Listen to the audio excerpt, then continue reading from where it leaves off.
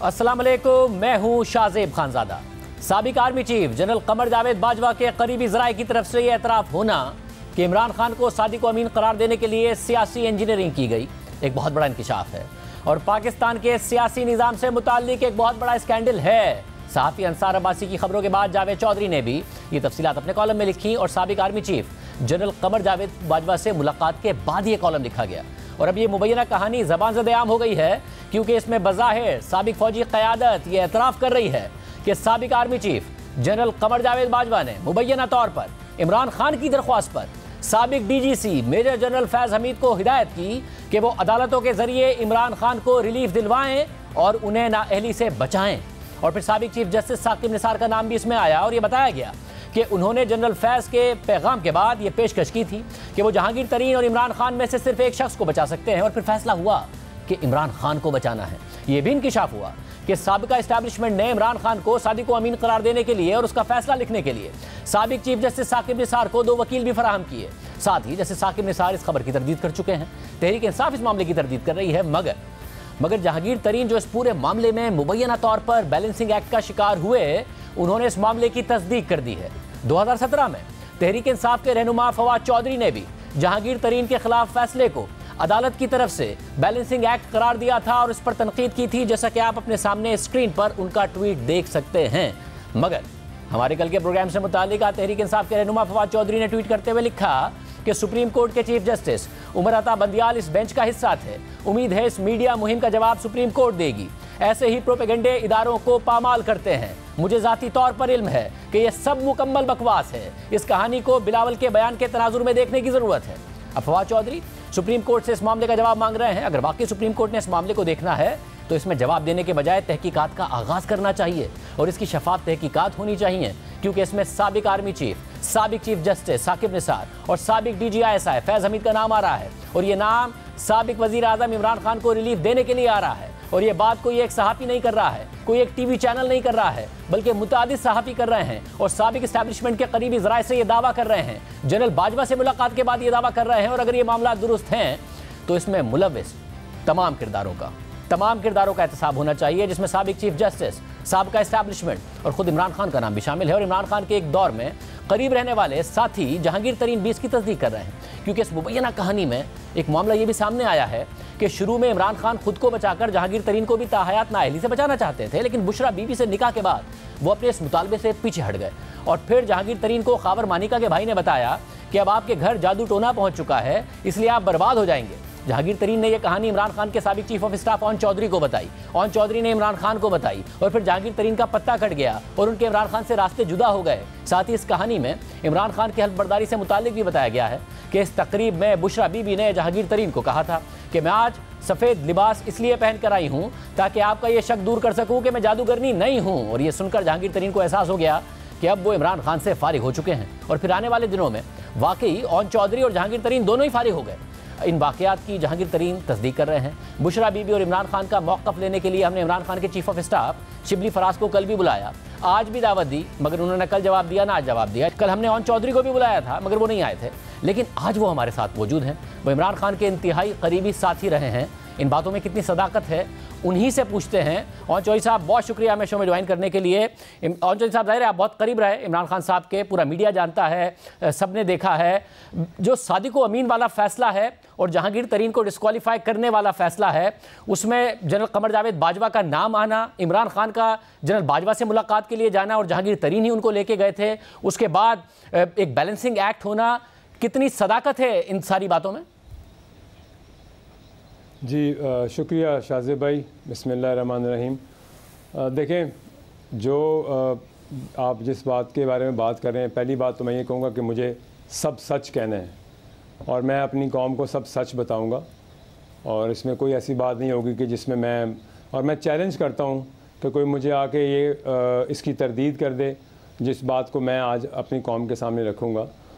बिल्कुल ये बात ठीक है कि जहांगीर तरीन साहब की नाअहली से पहले ही मुझे ये इल्म हो चुका था और बड़े पावरफुल क्वार्टर से इल्म हो चुका था कि जहांगीर तरीन साहब को डिस्क्वालीफाई किया जा रहा है और इमरान खान साहब को क्लियर किया जा रहा है। और ये भी मैं अपनी कौम को बता दूं कि जहांगीर तरीन साहब की तमाम डॉक्यूमेंट्स, जो दस्तावेज़ात अदालत ने मांगी वो सब उन्होंने प्रोवाइड कर दी। और उसके बावजूद जब कहीं से किसी अहम जगह से ये पैगाम गया कि नहीं इमरान खान साहब की तो चीज़ें भी कंप्लीट नहीं हैं, और जो पेपर्स जमायमा खान ने उनको भेजे वो तो बैंक बंद हुए 10 साल हो गए, जिस पे आर्टिकल भी लिखे गए, लेकिन उसके बावजूद उनको बचाया गया और जहांगीर तरीन साहब को डिसक्वालीफाई कराया गया, सेक्रीफाइस किया गया सिर्फ बैलेंस करने के लिए। और ये बड़ा अनफॉर्चुनेट है कि पाकिस्तान में एक ईमानदार बिजनेसमैन को ऐसे डिसक्वालीफाई करना, जिनकी क्रेडिबिलिटी है, जिसके उनके ओपोनेंट भी तारीफ़ करते हैं उसके कारोबार की, उनके बिज़नेस की, और उनके जो जितने भी जब भी कभी भी अगर किसी बिज़नेस कम्युनिटी में उनका जिक्र होता है तो उन्होंने वो उनकी बिज़नेस को कहते हैं कि he is a clean businessman, there is no doubt in it. जी साहब, जो जहांगीर तरीन साहब की क्रेडिबिलिटी है उस पर ज़ाहिर है अपनी जगह एक अलग सवाल पैदा होता है, मगर ये जो आप कह रहे हैं कि आप इन बातों की तस्दीक कर रहे हैं, उसमें ये हुआ कैसे था फिर? ये आप कह रहे हैं कि आपको भी ये बात पता चल गई थी कि इमरान खान साहब के तो डॉक्यूमेंट पूरे नहीं हैं, मगर उन्हें क्लीन चिट देनी है और बैलेंसिंग एक्ट के लिए जहांगीर तरीन को डिस्क्वालीफाई करना है, ये कैसे हो रहा था? कौन कह रहा था? क्या हो रहा था? देखें, ये तो आप जैसे कह चुके हैं, और जो उस वक्त सिचुएशन थी और जैसे कहा गया कि आपको इमरान खान साहब को बिल्कुल बचाना है, उनके पेपर्स कंप्लीट हैं नहीं हैं, और जिधर से और ये एक्चुअली एनआरओ मिला, ये एक्चुअली एनआरओ दिया गया, और जिसकी अहमद ख़ान ने भी की, और मैं ख़ुद तस्दीक करता हूँ कि हमें इस चीज़ का इल्म हो चुका था कि ये होने जा रहा है। और मैं जहांगीर साहब को कहता था कि जी मुझे जो इन्फॉर्मेशन मिल रही है वो ये है कि आपको डिसक्वालीफाई किया जा रहा है, लेकिन वो बड़े कॉन्फिडेंट थे कि मेरी तो हर चीज़ मुकम्मल है। लेकिन बात यह है कि क्योंकि ये तयशुदा बात थी, इनको एनआरओ देना था, और साकिब निसार साहब को जो भी जहाँ से इंस्ट्रक्शन मिली आपको पता ही, आप बता चुके हैं सर, मगर और उनको हमने तो वो बताया जो कि जावेद चौधरी साहब ने और फिर अंसार अब्बासी साहब बता चुके हैं, और वो जनरल कमर जावेद बाजवा से मुलाकात के बाद लिखा है कॉलम जावेद चौधरी साहब ने।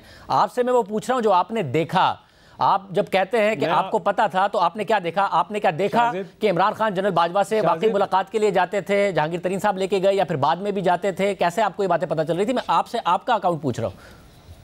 शाहज़ेब, मैं इस चीज़ को बिल्कुल क्लियर करना चाहता हूँ, और ये बात ज़रूर कहना चाहता हूँ कि अपने मोहसिन के बारे में जो कहा जा रहा है और जिसने एहसान किया हो, उसको ऐसे आप सोशल मीडिया के थ्रू अपनी स्पीचेस पे बुरा भला कहें, लेकिन मैं ये बात आपको एज अ विटनेस बता रहा हूँ कि जब आप अपने इक़्तिदार के लिए अगलों के गोडे घुटने पकड़ रहे थे, ठीक है, तो आज आज आपको लगा कि वो उन्होंने मुल्क से गद्दारी कर दी है, उन्होंने मुल्क के साथ दुश्मनी कर दी है।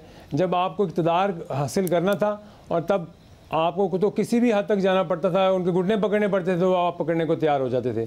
और ये मैं जानता हूँ इस चीज़ को कि कहाँ मीटिंगें हुई, कब मीटिंग हुई, किस तरह मीटिंग हुई, कैसे मीटिंग होती थी, क्या होता था, ठीक है। ये कौम को पता चलना चाहिए कि आज जो बड़ी बड़ी बातें, बड़े बड़े दावे किए जा रहे हैं। मैं आज आपको एक और ब्रेकिंग न्यूज़ सुनाऊँ शाहज़ेब भाई, एक और सुन लें ब्रेकिंग न्यूज़।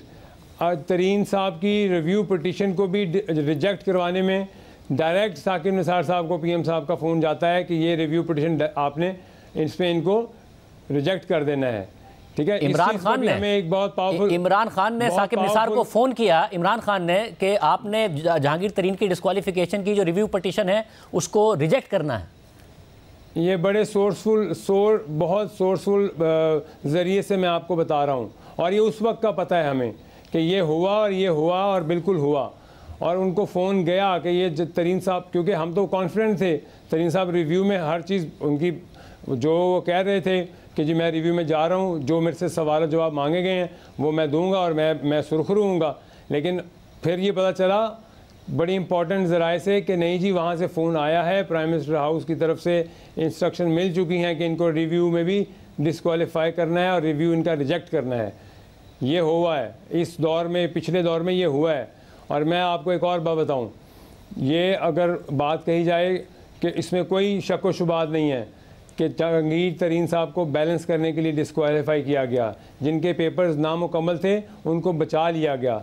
ये मैं आपको वैसा, मगर आप मुझे ये बताइए कि आपके इल्म में है और आपने खुद ने ज़ाती तौर पर ये बात देखी कि 2018 से पहले 16-17 के दौरान इमरान खान जनरल बाजवा से मुलाकात करने के लिए जाते थे? मैंने सच बोलना है, बिल्कुल जाते थे, क्यों नहीं जाते थे, झूठ क्यों बोलूँ मैं। बिल्कुल मुलाकातें होती थी, और बिल्कुल ये आज अगर इस चीज़ को कोई डिनाई करे तो मैं चैलेंज करता हूँ, आप मेरे सामने आप मुझे जब मर्ज़ी जिस फोरम पे बुलाना चाहें बुला सकते हैं। और मैं ये भी चैलेंज करता हूँ, मैं जो कह रहा हूँ सच कह रहा हूँ। मेरे ऊपर जितनी मर्ज़ी सोशल मीडिया कैंपेन चलाएं, मैं सियासी बात कर रहा हूँ, मैं सच बोल रहा हूँ, हकीकत पर मबनी बात कर रहा हूँ, झूठ पे कोई बात नहीं कर रहा। और मैं कोई ज़ातियात पे नहीं आ रहा, मैं कोई ज़ाती बात नहीं कर रहा। जो इस कौम को सच सियासी बात बतानी है वो बताने जा रहा हूँ। ये बात तो फवाद चौधरी भी 2017 में कह चुके हैं। उस वक्त भी हमने प्रोग्राम में ये सवाल उठाया था कि अगर मेरिट पर फैसला हो रहा था तो फिर बैलेंसिंग एक्ट करने की क्या ज़रूरत थी, अगर इमरान खान के हक में मेरिट पर फैसला हो सकता था। क्योंकि फवाद चौधरी साहब उस वक्त ये इल्ज़ाम लगा रहे थे अदालत के ऊपर कि उन्होंने बैलेंसिंग एक्ट किया है, कानून के मुताबिक फैसला नहीं दिया है। मगर आप जब कहते हैं कि इमरान खान के डॉक्यूमेंट पूरे नहीं थे, मीडिया पर तो बातें आ रही थी, आपने ज़ाती तौर पर क्या देखा? खान साहब का उस वक्त क्या मामलात हो रहे थे, क्या आप वो मैनेजमेंट देख रहे थे, क्या हो रहा था उस वक्त? देखें, जब ये सारा केस चल रहा था और जो लॉयर्स जो इन्फॉर्मेशन देते थे और जो मेरे थ्रू इन्फॉर्मेशन जो मुझे पता है और जो तरीन साहब को इन्फॉर्मेशन मिलती थी, हम सब हमारी जो लॉयर की टीम थी और हमें ये इन्फॉर्मेशन मिल गई थी कि जो उधर से पेपर्स आए हैं वो सेटिस्फैक्ट्री नहीं है, उनमें वो चीज़ें नहीं हैं जो कि मांगी गई हैं। चूँकि ज़ाहिर सी बात है इनको बचाना था, एक इट वाज़ अ प्लान, सारा कुछ था और उसके लिए ये सब कुछ किया गया। और हमें तो उससे पहले ही पता चल गया था और मैं बार बार तरीन साहब को कह रहा था कि मैंने कहा ये होने जा रहा है। और मुझे एक बहुत अब मैं उनका नाम डिस्क्लोज़ नहीं करता, लेकिन मुझे एक बड़े सीनियर सहाफ़ी ने कहा कि हमने ये बात सुनी है, क्या ऐसा होना जा रहा है? तो मैंने कहा जी, मैंने उनको भी कहा, मैंने कहा जी अगर आपको पता है तो मेरे ख्याल से तो यही होने जा रहा है।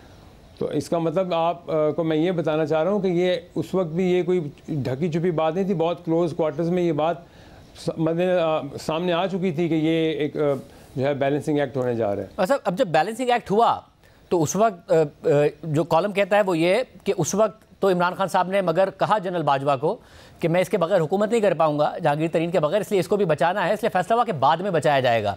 मगर बाद में फिर अचानक ये हुआ कि खुद इमरान खान ने जनरल बाजवा को कहा कि इस मामले को अभी रहने दें।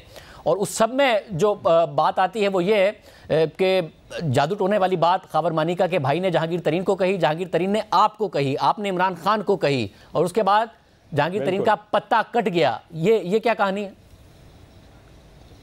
शाहज़ेब भाई, इसमें मैं आपको एक बात बड़ी क्लियर बताऊं, ये बिल्कुल सच है। और सच्चाई ये है कि मानिका ब्रदर्स जो हैं वो आए थे तरीन साहब के पास। उन्होंने जो भी बात की कि जी ये जादू टूना है, ये है, और अच्छे जेस्चर में तरीन साहब ने मुझे बताई कि खान साहब को ये बता दो कि इस तरह वो आए थे मेरे पास और वो मुझे ये कह रहे थे। और मैंने उनको बताया कि जी वो ये कह रहे थे। और जाहिर सी बात है जब उन्होंने घर बताया तो वो उनको नामुनासिब लगी ये बात। और तरीन साहब को ओथ वाले दिन नहीं ये कहा गया था।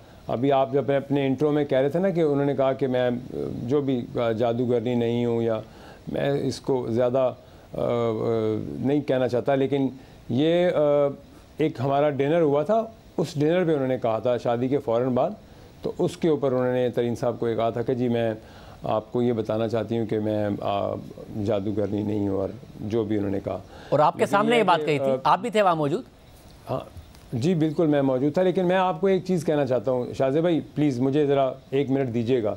देखें, तरीन साहब ने पार्टी के जनरल सेक्रेटरी के तौर पे लॉयल्टी के साथ काम किया। मैंने जितनी भी लॉयल्टी के साथ काम किया, मैंने सेल्फलेस होकर काम किया। और हमें ये आइडिया होता ना उस वक्त तो हो गया कि जो मुर्शद बना लेगा वो गुड बुक्स में आ जाएगा, ठीक है। हमें तो अपने काम पे हम लोग अपने काम पे तरजीह देते थे कि हम काम करते हैं और हम सिंसेरिटी से काम करते हैं। हमें ये कोई घर की इन्फ्लुएंस नहीं करनी है, घर से कोई शाबाशी नहीं लेनी है, कोई अपने आप को कोई ऐसा नहीं करना कि किसी के को चापलूसी करके हमने करना है। हमने तो सेल्फलेस होकर काम किया। और लेकिन जाहिर सी बात है उस वक्त तक सिचुएशन ये थी कि जिसको घर से क्लियरेंस मिलती थी वो इमरान खान साहब का फेवरेट बन जाता था। और ये हकीकत बात है। ऐसे ऐसे लोग आपको बता सकता हूँ कि जिनका वो नाम सुनना भी पसंद नहीं करते होंगे, जिनका उनको नाम तक पता नहीं होगा, और वो आए और उनके फेवरेट बन गए। ठीक है, क्योंकि वो घर से बैत होके आ जाते थे और वो फेवरेट बन जाते थे। ये मैं इसलिए बता रहा हूँ, ये सच है, ये हकीकत है। मतलब आप ये कह रहे हैं कि इमरान खान साहब को पसंद नहीं थे, मगर बुशरा बीबी की बैत करते थे, इसलिए फिर वो काबिल कबूल हो जाते थे इमरान खान साहब के लिए। जी ऑब्वियसली मैं यही कहना चाह रहा हूँ आपसे, और ये हकीकतन बात है। और आज एक और बात कहना चाहता हूँ मैं, और मैं यहाँ दिल से ये बात कहना चाहता हूँ, आप कौन होते हैं किसी को गद्दार के और किसी के सर्टिफिकेट देने वाले?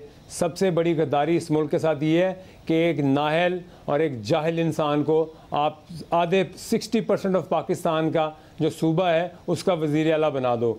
ये सबसे बड़ी गद्दारी है पाकिस्तान के साथ। जिसको ये नहीं पता हो कि नेस्ले और नेस्पाक में क्या फ़र्क है, और उस शख्स को आप पंजाब का वज़ीर आला बना दो। और इससे बड़ी गद्दारी क्या है कि आप ऐसे लोगों को के हाथ में सूबा दे दो, जमील गुजर टाइप लोगों को, फराह गोगी टाइप लोगों को, जो कि सूबे की ट्रांसफ़र पोस्टिंगों में पैसे लें। सूबे के लोग जो बेड़ा गर्क इन्होंने सूबे का किया है, क्या इमरान खान साहब को ये इल्म नहीं था? ये उनके बिल्कुल इल्म में था। तकलीफ़ हमें ये होती है, और तकलीफ़ इस बात की होती है कि ये आप किसी को गद्दार मत कहें, आप किसी को मुल्क दुश्मन मत कहें। आप ये देखें कि आपने सूबे के साथ क्या किया। आपने पंजाब में बुज़दार को लगा के पंजाब के लोगों के साथ क्या सलूक किया है, पंजाब के लोगों के साथ जो जुल्म हुआ है। पंजाब जो पंजाब का मामला हुआ उसमें तो परवेज़ इलाही साहब भी कह रहे हैं कि 4 साल में सूबे को उस्मान बुज़दार ने तबाह किया। ये तो अभी हालिया इंटरव्यू में परवेज़ इलाही साहब भी कह चुके हैं। मगर अब इसमें मसला यह है कि आपको सिर्फ और सिर्फ जहांगीर तरीन का पत्ता नहीं कटा, आपका भी पत्ता कटा, और आपको उन्हीं उस्मान बुज़दार का एडवाइज़र लगा के भेज दिया गया था। और आपको तो इमरान खान साहब की जो हल्फ बर्दारी की तकरीब थी उसमें भी नहीं बुलाया गया था। तो ये आपका पत्ता इस सब में कैसे कटा? वो एक आपने सुना होगा, शाह से ज़्यादा शाह का वफ़ादार नहीं होना चाहिए, तो ये उसकी सज़ा है। हम समझते थे कि हम उनके ज़्यादा वफ़ादार हैं, लेकिन हमें नहीं पता था कि पीछे से कोई और लोग जो हैं वो इस वक्त टेक ओवर करना चाहते हैं। और वो मैंने नाम ले दिया आपको, ये गैंग बना जमील गुजर का और फराह गुजर का, और इन लोगों ने प्रॉपर प्लान करके और उनको कहा और मुझे दूर किया। लेकिन मैं अल्लाह का शुक्र करता हूँ कि अल्लाह ने मुझे इस गन से बचाया है। खैर वो इसको डिनाई करते हैं, जमील गुजर साहब भी, फराह गोगी साहिबा भी डिनाई करते हैं जो उनके ऊपर इल्ज़ामात हैं। और ज़ाहिर तहकीक तलब मामलात हैं कि इनकी तहकीक हो और मामलात मंतकी अंजाम तक पहुँचे। मगर मैं जानना चाह रहा हूँ कि ये क्या हुआ कि आप ना हल्फ बर्दारी की तकरीब में थे ना, और आपको पंजाब क्यों उन्होंने उन्हीं उस्मान बुज़दार साहब का एडवाइज़र लगा के भेज दिया और आपको दूर किया गया? हुआ क्या था? आपके अख्तलाफात इमरान खान साहब से हुए थे, मगर अगर खान साहब से होते तो पंजाब के आप पता नहीं एडवाइज़र कैसे लगते? तो क्या हुआ था ये? शाहज़ेब भाई ये इस पर छोड़ें बात। मैं रिक्वेस्ट करूँगा आपसे, लेकिन मैं सिंपली आपको ये बता देता हूँ कि मुझे हल्फ बर्दारी की रात ही कहा गया कि जी आपने नहीं आना। और मेरे पास टेक्स्ट मौजूद है, लेकिन कहते हुए भी मुझे जो है ना वो एक अजीब सा फ़ील होता है कि मैं क्या कहूँ, कि किसी की जहनीत के बारे में क्या कह सकता हूँ। और इसको ना ही रिपीट करें तो अच्छी बात है कि जी उनको ख्वाब आ गया और आपने सुबह आना नहीं है हल्फ बर्दारी पे। तो वो एक मेरे लिए जो एक गुजर की बात तो गुजर गई। मैं अगर फिर भी थोड़ा इंसिस्ट करके जानना चाहूँगा, किसका टेक्स्ट आया और कहा गया कि ख्वाब आ गया है उनको, और आपने इसलिए उस ख्वाब की वजह से नहीं आना है हल्फ बर्दारी की तक्रीब में? किसने कहा और किसको ख्वाब आ गया? अब आप कह रहे हैं तो मुझे बिल्कुल इमरान खान साहब का टेक्स्ट आया रात को कि आपने हल्फ बर्दारी पे नहीं आना, और उन्होंने ख्वाब देखा है और उसमें उन्होंने कहा है कि आप नहीं आ सकते। बहरहाल वो बुशरा बीबी ने ख्वाब देखा है कि आप नहीं आ सकते, ये इमरान खान जी बस। अब फिर ठीक, मुझे फिर ये बताइएगा कि आप कह रहे हैं उन्होंने ख्वाब देखा कि आपको नहीं आना है, उससे पहले आपके ताल्लुकात कैसे थे बुशरा बीबी साहिबा के साथ? क्योंकि आप तो ज़ाहिर सारे मामलात बनी गाला के देखते थे, इमरान खान साहब के सारे ज़ाती मामलात आप देखते थे। देखिए मैं एक बात ज़रूर कहूँगा कि मैंने तो सच्चे दिल से अगर किसी को, क्योंकि मेरी तरबियत में है कि आप किसी को माँ या बड़ी बहन का दर्जा दें तो आप उनकी इज़्ज़त करें, और इज़्ज़त करनी चाहिए। हम माँ बहनों वाले हैं, और इससे बढ़ के शायद इससे बढ़ के मैंने इज़्ज़त दी होगी, और अपनी माँ और अपनी बड़ी बहन से ऊपर ही समझा है उनको। और ये उनका ज़र्फ़ है कि जो उन्होंने मेरे साथ किया। मैं इस पे ये आपको सिर्फ ये कहूँगा कि मैंने उनको जो इज़्ज़त दी, और जो मैं समझता हूँ कि मैंने अपनी वालदा से कम और बड़ी बहन से कम नहीं समझा उनको। और आपके पास सबूत के तौर पर इमरान खान साहब का वो टेक्स्ट मौजूद है जिसमें उन्होंने कहा कि आपने नहीं आना है, ख्वाब देखा है बुशरा बीबी ने? जी बिल्कुल है मेरे पास, वो आज भी है। ये बार बार कहा जाता है कि वो घरेलू खातून हैं, उन्हें नहीं लेके आना चाहिए, उन्हें नहीं घसीटना चाहिए, ये बार बार ज़ाहिर तहरीक इंसाफ कहती है। मगर दूसरी तरफ से एतराज़ ये है और इल्ज़ाम ये है, और ज़ाहिर कुछ ऑडियो लीक्स भी आई हैं कि असल में तो मामलात बुशरा बीबी चलाती हैं। क्या ये दुरुस्त है?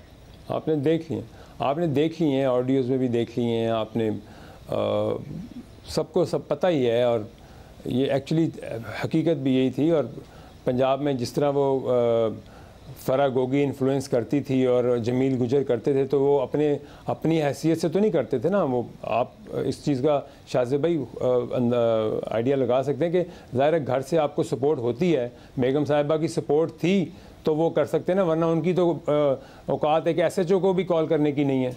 मैं आई एम सॉरी टू से, वो नो बडीज़ हैं, वो उनको जानता कौन था, उनको ज़रा उठा के देखें पीछे से कि वो क्या हैं वो और क्या था।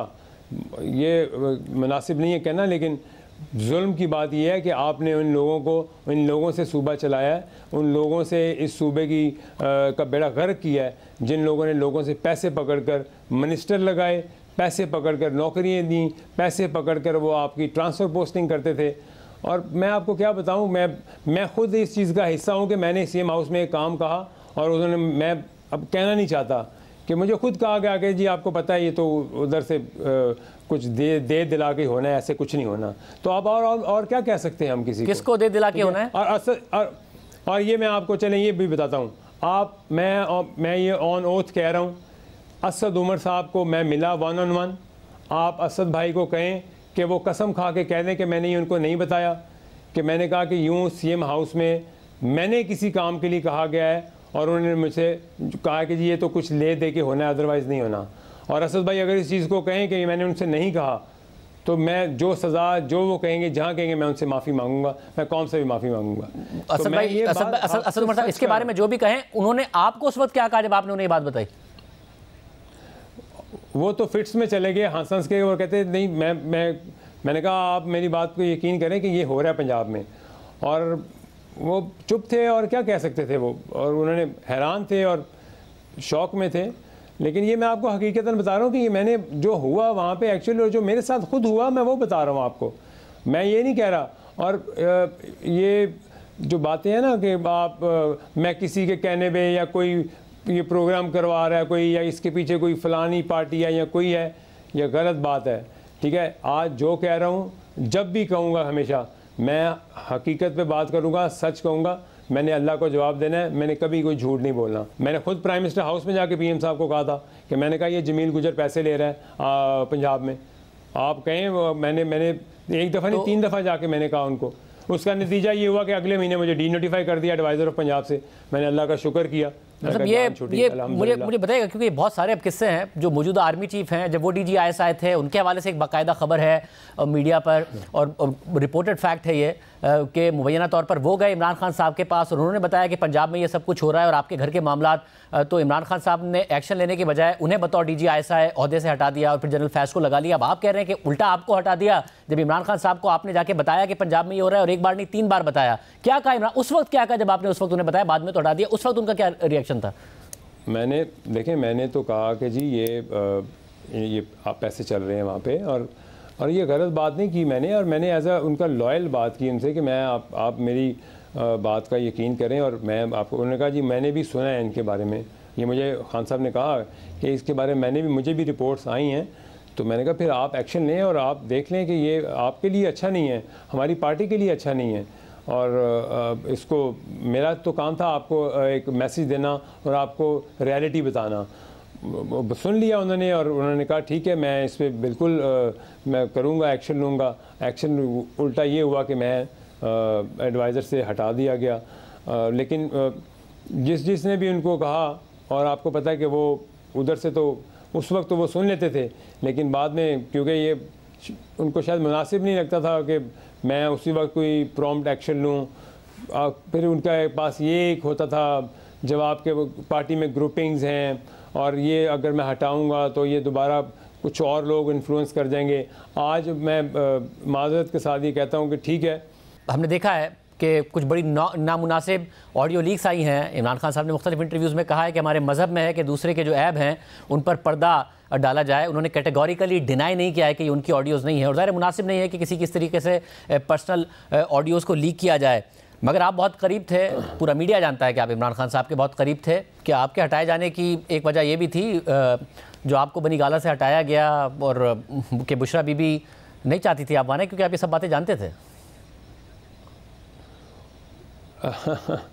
मैंने आपको शाहज़ेब भाई बताया कि मुझे सज़ा मिली है शाह से ज़्यादा शाह का वफ़ादार होने की, ठीक है, और वो इसके अलावा और मैं कुछ नहीं कह सकता, क्योंकि मैं उनके बहुत क्लोज़ था। और एक हमारे हैं बड़े भाइयों की तरह, हमारे जियो के ही हैं, साफ़ी हैं, मैं उनके साथ बैठा तो उन्होंने कहा, मैंने कहा सुहेल बड़ाई साहब, मैं उनका नाम लेता हूँ, मैं उनकी बहुत इज़्ज़त करता हूँ, मेरे बड़े भाइयों की तरह। तो मैंने कहा सुहेल भाई, वो डिस्कस हो रहा था कि क्या हुआ तुम्हारे साथ, तो उन्होंने कहा ये तो होना था, तुमने तारीख़ पढ़ के नहीं तुमने देखी। तो उन्होंने कहा कि जो तुम्हारा और उनका रिलेशन था ना, वो बड़ा एक डेंजरस लेवल का था। तो वो किसी को भी जो है ना, वो जो उनके करीब आना चाहेगा तो उसके लिए वो जो है वो बर्दाश्त नहीं है उनके लिए। तो ये तुम्हारे साथ ये होना था, ये तुम इसको सरप्राइज़ ना समझो। ये जो ट्रस्ट था ना तुम्हारा और खान साहब का, ये एक डेंजरस लेवल का ट्रस्ट था, और ये हकीकत भी है, वो मेरे बहुत ट्रस्ट करते थे। ये उनकी मेहरबानी है, और अल्हम्दुलिल्लाह मैंने कभी ट्रस्ट तोड़ा भी नहीं उनका। और हालांकि मैंने उनसे कहा भी कि मैंने कहा मैं तो आपका बंदा हूँ और मैं आपका लॉयल हूँ।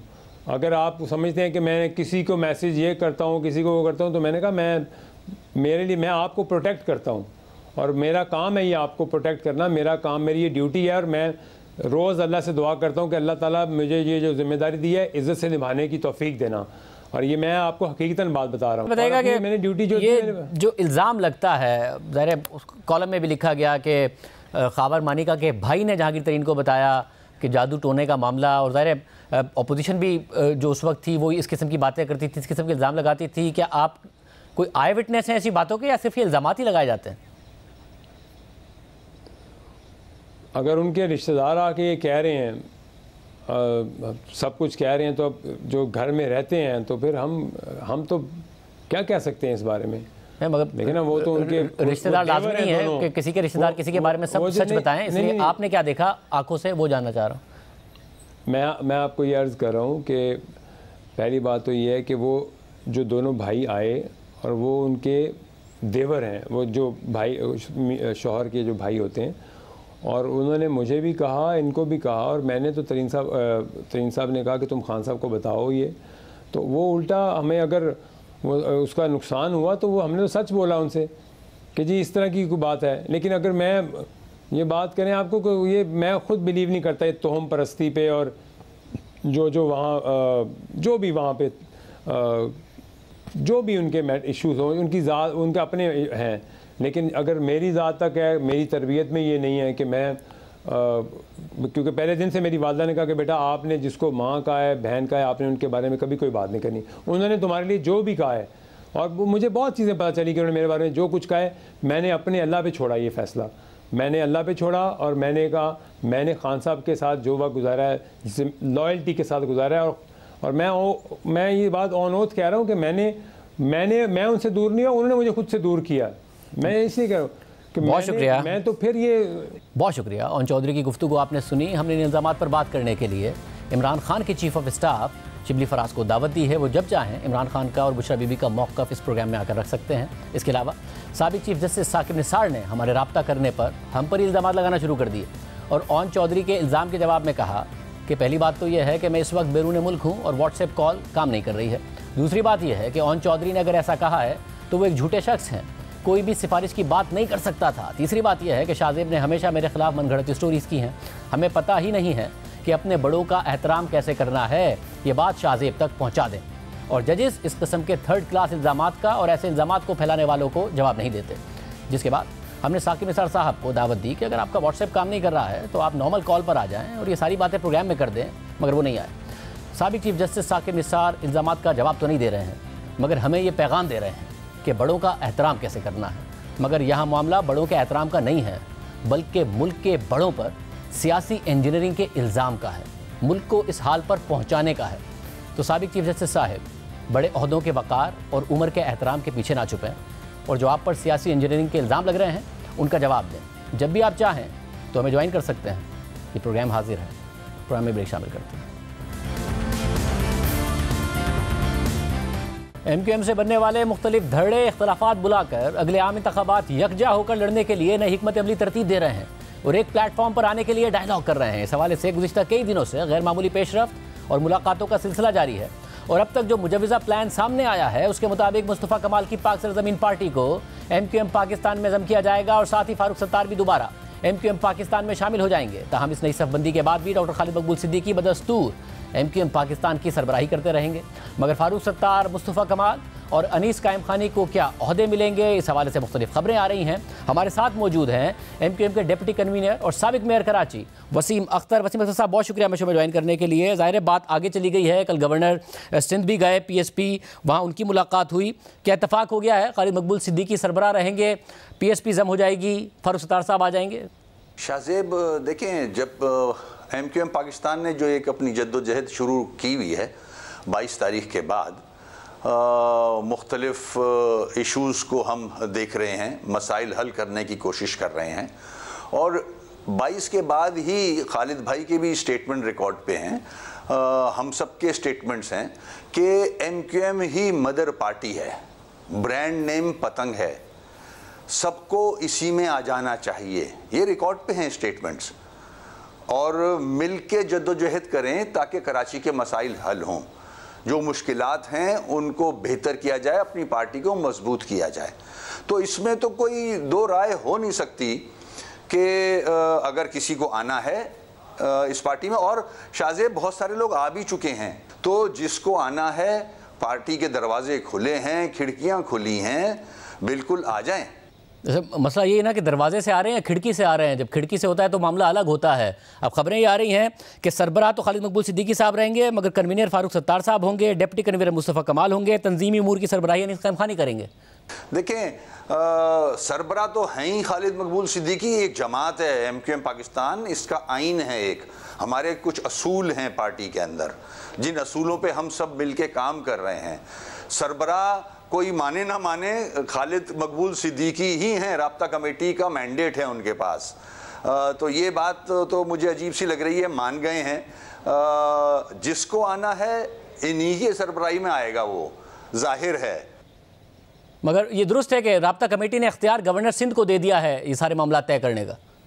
ये कहीं भी कोई चीज़ राब्ता कमेटी में तय नहीं हुई है। ये ज़रूर डिस्कशन में आया है, जो गवर्नर साहब के एफर्ट्स थे, खालिद भाई के बयानात हैं कि सब लोग आए। गवर्नर साहब खुद खालिद भाई के बयान के बाद ही पार्टी में आए थे।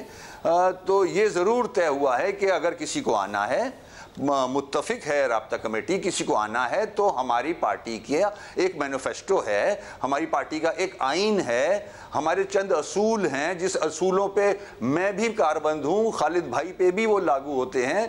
तो जो भी आएगा उन असूलों के तहत ही आएगा और वो असूल फिर राब्ता कमेटी तय करती है।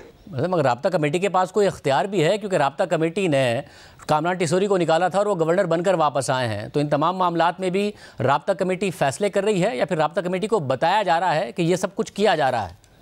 देखें, जहाँ तक कामरान भाई का ताल्लुक है, कामरान भाई को सस्पेंड किया गया था फॉर 6 मंथ्स और जब सस्पेंशन हुआ था तो वो डिप्टी कन्वीनर थे, तो उनको उसी जगह ले लिया गया और उन्होंने पहल की थी खालिद भाई की इस रिक्वेस्ट पे।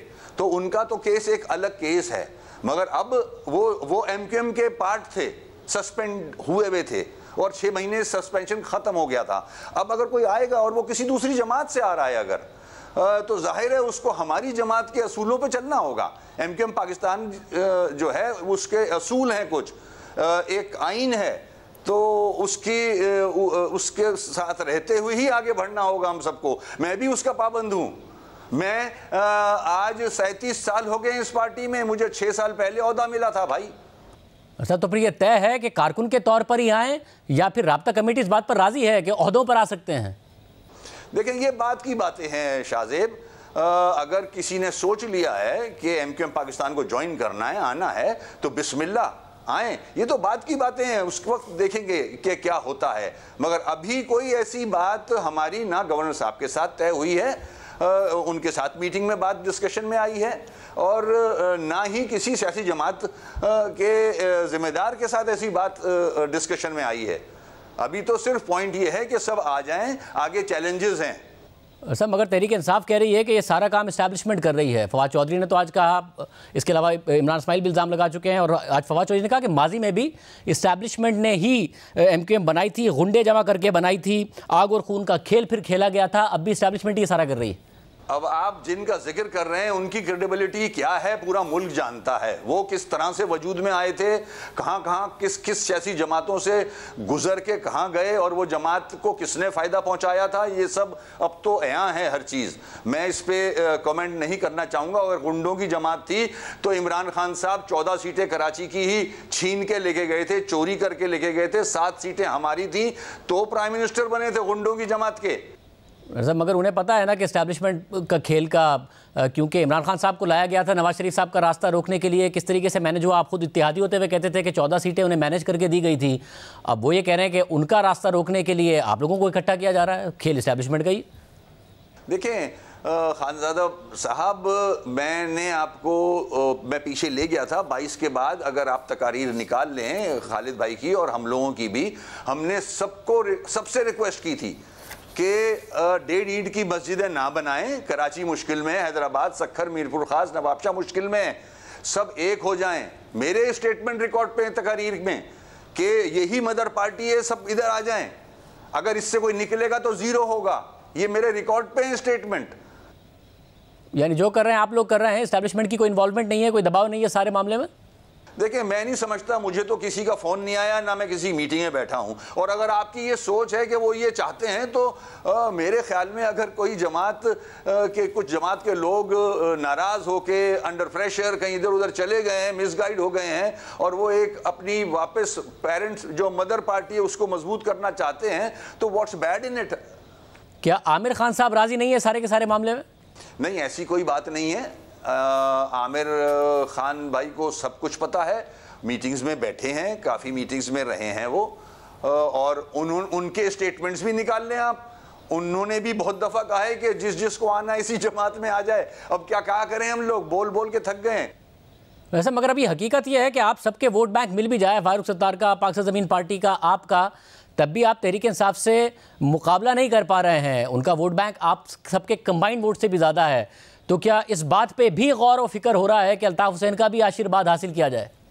देखें, प्लान क्या है मेरे इल्म में नहीं है ये।